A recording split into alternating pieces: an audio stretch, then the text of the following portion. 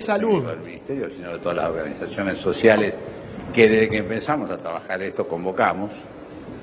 Nosotros recién recordábamos con el presidente en 2007 cuando hicimos la primera guía, el primer protocolo, y naturalmente lo cual el intento de este protocolo, esta concreción, tiene que ver con la actualización. El protocolo ha sido actualizado varias veces y va a seguir siendo actualizado. ¿Y cuáles son las dos razones centrales para actualizarlo? Por un lado, las modificaciones que ocurren en la legislación de nuestro país. Claramente en el Código Civil y Comercial del 2015 se incorporaron algún tipo de derechos que no estaban incluidos en el protocolo vigente que ustedes recuerdan del 2015. Porque fue anterior, inclusive, a que ese protocolo, a que saliera el nuevo Código Comercial y Civil. Y la segunda parte es que la evolución del conocimiento hace que se modifiquen a veces las cuestiones científicas, la medicación que se utiliza, y eso siguiendo cánones internacionales, habitualmente los más importantes son los de la Organización Mundial de la Salud.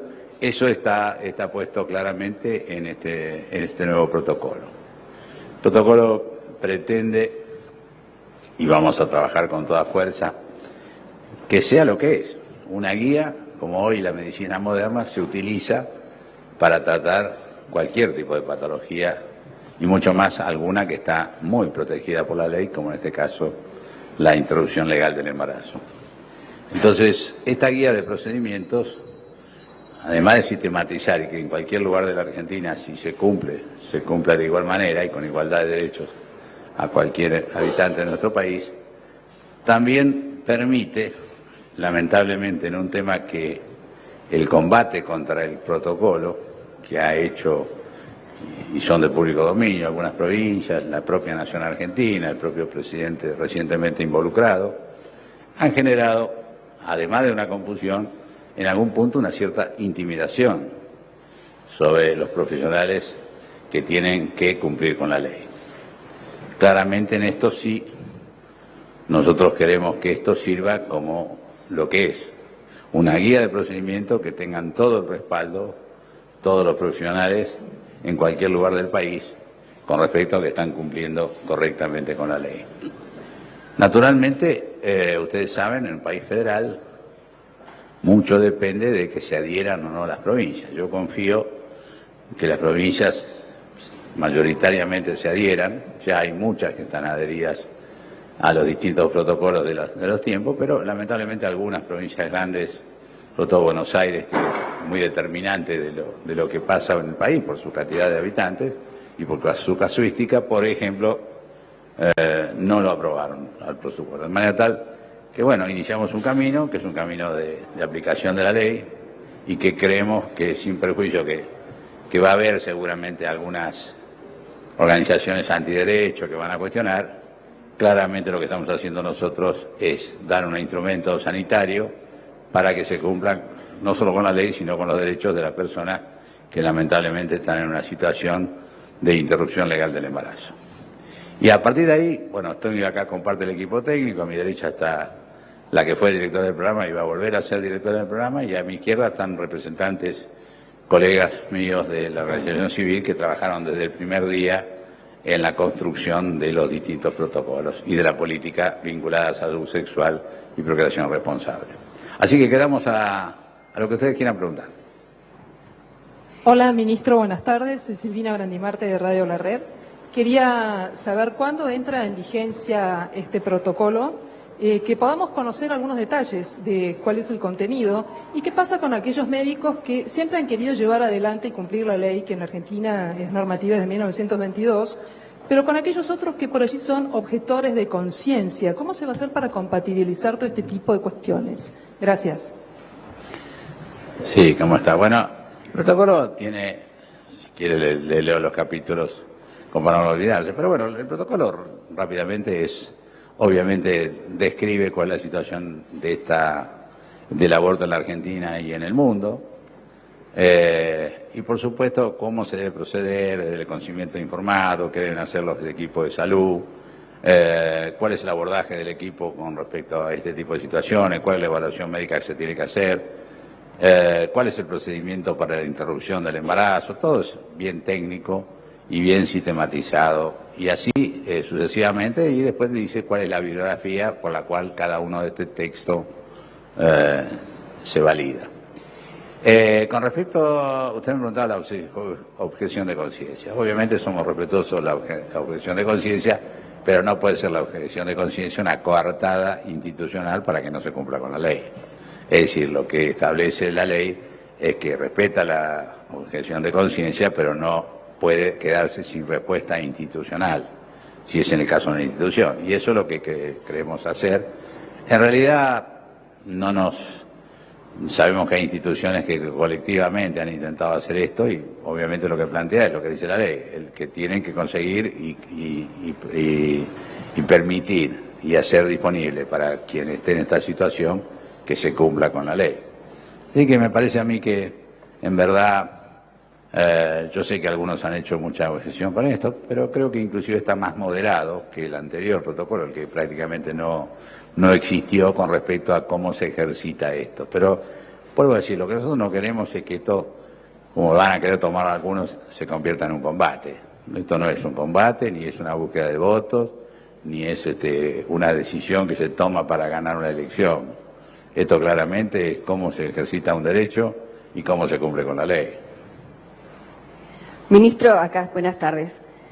Carla Ricciotti, de La Nación Más. Le hago una consulta a usted. Tuvo la posibilidad de reunirse con quien era secretario de Salud en el gobierno anterior, que no terminó el mandato. ¿En cuánto difiere este protocolo con respecto al que él había planificado y que inclusive había sido es una evolución publicado en el boletín oficial? Bueno. ¿Son similares? Es una evolución. Es una evolución. Tiene alguna introducción de algún elemento técnico, no demasiado importante, y sí es, ¿cómo le puedo decir?, un poquito más flexible en cómo se aplica la objeción de conciencia, permitiendo que ella exista, pero sí garantizando que se cumpla con la ley. Pero, obviamente, todos los protocolos son parecidos, y mucho más uno que, aunque fue frustro, fue de hace pocos días, ¿no? Y además, todos quienes me rodean estuvieron trabajando históricamente desde fuera del Estado en la construcción de los protocolos ajustados a la información, como dije antes, nueva, desde el punto de vista médico, al conocimiento científico nuevo y a los cambios de legislación. Así que, y va a haber más protocolos, probablemente dentro de 1 año o 2 años haya que hacer otro, pero me parece que lamentablemente tenemos que hacer esto como si fuera una parte importantísima y lo hacemos realmente. Esto no, usted recuerda, el primer protocolo no generó controversias, no hubo todo lo que acá, después protocolo sí, protocolo no, a partir de los episodios de los últimos días. Me preocupa a mí esencialmente, y pretendo que esto, además de ser una guía que garantice calidad y cumplimiento de la ley, sobre todo sea una seguridad, digamos, para los trabajadores de salud, porque al final, en estas controversias, los trabajadores un poco se asustan, se intimidan, ha sido intimidatorio lo que pasó, y que tratamos justamente que eso no, y que tengan todo el respaldo del Gobierno Nacional, no por el Gobierno en sí mismo, sino porque además tiene el respaldo de la ley, haciendo las cosas como dice el protocolo. Buenas tardes, ministro. ¿Cómo le va? Mariel Di Muy Leonardo, bien. de Radio Mitre. Le quería preguntar si puede dar precisiones, si hubo cambio respecto de hasta qué semana de gestación se puede aplicar el protocolo, si hay un plazo entre que se denuncia la violación y la ejecución del aborto que se sugiera, y qué pasa con las instituciones, porque usted habló de los médicos y la objeción de conciencia. Ahora, ¿las instituciones tienen sí o sí obligación de practicar aborto cuando así se solicite? Le pediría a la doctora Mariana Romero, que es... Hola, buenas tardes. Bueno, la normativa argentina no establece un límite de edad gestacional, el protocolo no puede contravenir lo que la normativa indica, por lo tanto, este protocolo está hecho en base a los mismos estándares que maneja la Organización Mundial de la Salud, y en base a eso los equipos de salud vamos a tener que trabajar como hemos venido haciéndolo. Eso por un lado respecto de Respecto a la objeción de conciencia es individual, la ejercen las personas, no las instituciones. Y en eso el protocolo es claro, da lugar a la objeción de conciencia individual de algún profesional, pero las instituciones, y particularmente las instituciones públicas, somos responsables de prestar los servicios en el marco de la ley. De esa manera va a haber que responder o hacer los arreglos necesarios para que en ese plazo, que es de 10 días, cuando hablamos de plazo de 10 días no es que aplica la violación, aplica al momento de la solicitud, no importa la causal, mientras esa causal esté en el Código Penal, en 10 días debe darse lugar a la práctica. Acá, ¿qué tal? Sí, Verónica Benaim de la 990. Quería repreguntar finalmente cuándo va a regir, a partir de qué fecha, porque creo que no se respondió. Y por otro lado, si van a revisar algunas causas penales que hicieron agrupaciones pro vida en algunas provincias, donde han denunciado médicos, como por ejemplo en la provincia de Tucumán con la nena que sufrió una violación de 11 años, si van a revisar esas causas penales que hay en todo el país y si este protocolo puede evitar futuras causas penales a médicos que, bueno, aplican, ¿no? Son como 3 preguntas, me parece. No, la primera cosa, yo me olvidé. ¿La del boletín oficial? ¿Cuándo se publica? Ah, mañana el boletín oficial. Mañana el boletín oficial. Sí, es lo que pasó en Tucumán, bueno, en realidad es una continuidad. Si yo me acuerdo los casos que ustedes también recordarán algunos que había ya en el tiempo que yo estaba en el ministerio, ¿se acuerdan? Algunas veces tenía que ir yo a las provincias y tomar actitudes, ¿no? O sea, creo que en el sentido hemos evolucionado, por lo menos digo un barbarismo, estamos menos peor que antes, ¿no? Esto es cierto. La verdad que ahí son justicias provinciales, se utiliza la justicia para incumplir con la ley, lamentablemente, pero bueno, ahí yo lo que puedo garantizar es, además de lo que diga la ley y lo que diga el protocolo, mi compromiso personal de actuar en esas circunstancias. Obviamente, de hecho, por ejemplo, en el caso de Tucumán, aunque no tenía ningún tipo de función, he tenido siempre contacto con los médicos acusados y eventualmente con parte del gobierno, de tal manera que esta locura no siguiera, ¿no es cierto? Pero convengamos que no es una cosa fácil y que realmente yo siento que es muy absurdo lo que pasa, porque se usa la justicia para que no se cumplan las leyes, con lo cual no es fácil de ser explicado, ¿no? Pero bueno, tenemos que modificar eso y también la fuerza de toda la sociedad va cambiando, creo que en ese sentido se construye más consenso, la fortaleza que nos dan las organizaciones sociales que nos acompañan y que han trabajado incesantemente también es una construcción colectiva, pero no creo que sea fácil ni que el protocolo en sí mismo cambie la historia. Pero nosotros estamos dispuestos a cambiar la historia con muchas cosas más que el protocolo. Buenas tardes, ministro. Ezequiel Chávez del diario El Cronista Comercial. En el plano técnico le quería consultar si el protocolo incorporará algún tipo de cooperación con la justicia para que, en el caso de las denuncias por violación, tenga algún tipo de seguimiento para no dejar impune al violador. También consultarle si tiene... No te entiendo mucho, ¿eh? Lo repito.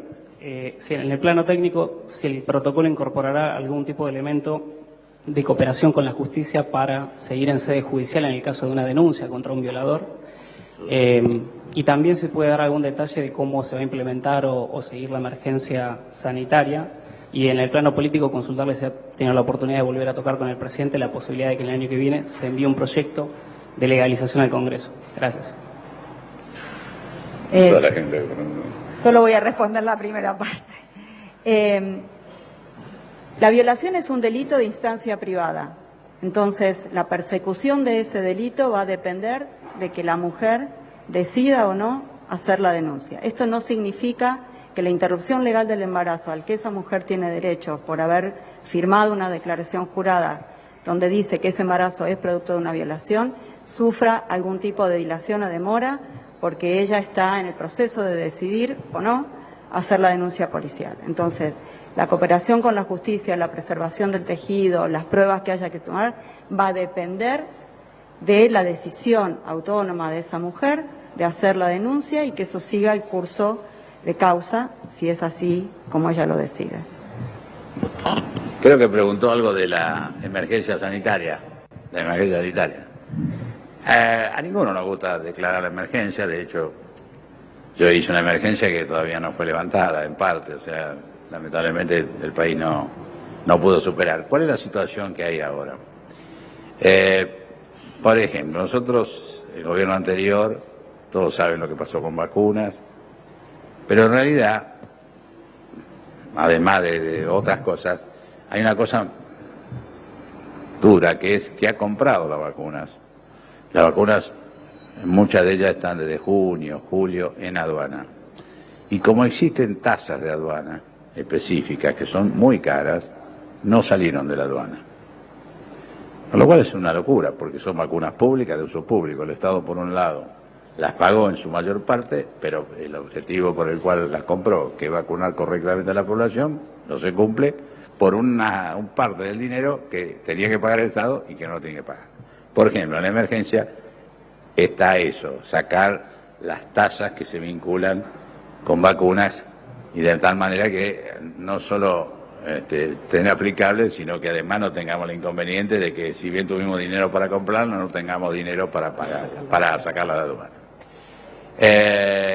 Y como eso también, es decir, no me gustaría hablar mucho de eso porque vamos a hablar en los próximos días, pero ustedes saben, lo habrán leído, hay una epidemia grave de sarampión en la región, en el mundo, pero en la región, Brasil sobre todo, la está teniendo muy fuerte, y nosotros hemos tenido más casos en este año que los que tuvimos en los últimos 18 años. Entonces vamos, y lo van a saber en las próximas 48 horas, porque estamos trabajando, pero ahí necesitamos, dentro de lo exiguo que es el presupuesto, como ustedes saben, es una prórroga que el gobierno anterior decía que ya no lo alcanzaba, y de hecho es un presupuesto de los más castigados de salud, porque se bajó en un 45% el presupuesto en cifras estables desde que empezó el gobierno hasta que terminó.